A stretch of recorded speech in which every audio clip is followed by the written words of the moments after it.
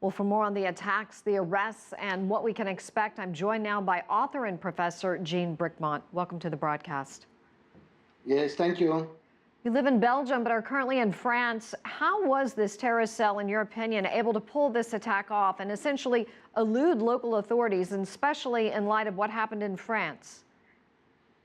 Well, look, this is for the police to answer that question. I don't know. It's obvious that there were enormous gaps in the investigation of the previous attacks, and there were lots of warnings that were not taken care of for the Turkish authorities or from other sources. I mean, that's, of course, a fact, but I would think that a worldwide movement of terrorism that has swept throughout the entire Muslim world is something which, is now spilling over in Europe.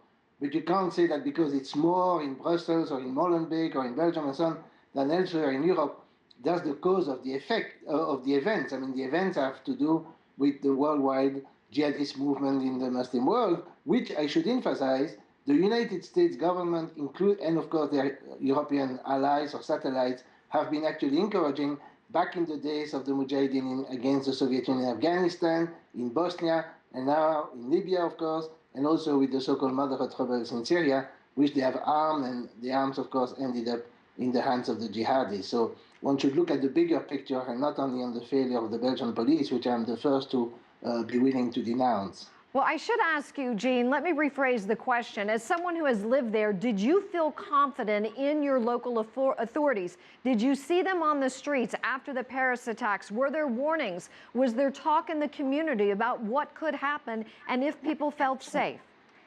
Well, there were policemen, there was the army all over in the place, in the street. I don't know if it made people feel safe. It did not make me feel safe, because I knew it was useless, and it turned out to be totally useless. I mean, putting the army in the street, you see, if you're a terrorist, you can easily avoid a few soldiers here and there, and that's exactly what they did. So it seems to me that the only way to fight terrorism at the local level is through infiltration of the terrorist networks, which they have obviously not been able to do efficiently. Other than that, I don't know what they're going to do. I mean, listening to my telephone conversation is not going to help them. They do that, of course, but that's not helping.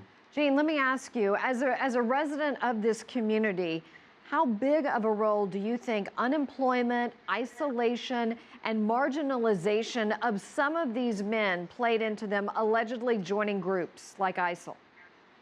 Well, it may play a role, but you see, I think it's fair to say that they are not in a worse situation than many people in the African-American communities in the United States, and I see no terrorist attack coming from that community, or many other migrant communities throughout history who have been badly treated, including Italians in Belgium after the war, etc.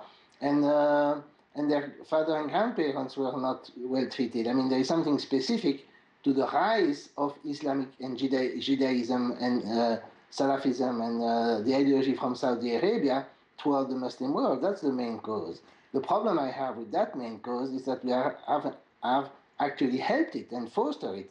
And that's the main problem I see it, not unemployment. Many people are unemployed. That's not a reason to go and blow yourself up in the subway and kill innocent people. Jean Bricmont, thank you so much for your time. We appreciate it.